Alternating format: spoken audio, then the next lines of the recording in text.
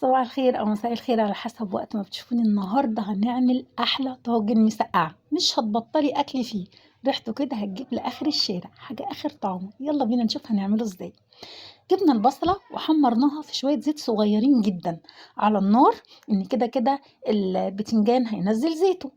وابتدينا بقى نسيبها علشان إن هي تتسبك. قطعنا البطاطس حلقات وممكن صوابع اللي موجودة عندنا. وهنا البتنجان قطعناه زي ما انتم شايفين كده، بس بعد ما غسلته قطعته، ما قطعتش القشر قوي، وسبته برشة ملح في حدود ساعة ساعة ونص، الوقت المتوفر عندي. وحمرته. هنا بينزل مية، والمية دي ما بتخلوش يشرب زيت. هنا حمرت الفلفل بتاعنا برضو الرومي حلقات، هو والسبايسي.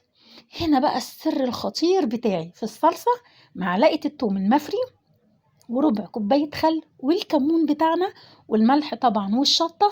وما تنسوش رشة السكر عشان بيعادل طعم الصلصة. زي ما انتم شايفين كده، حاجة آخر طعم.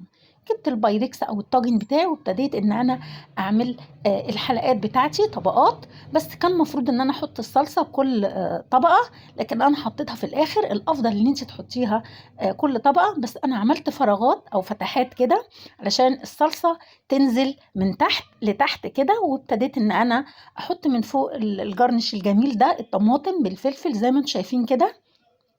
وابتديت ان نحطها في الفرن 10 دقايق او من تحت الشواية، بس حطيتها على النار حوالي برضو 10 دقايق.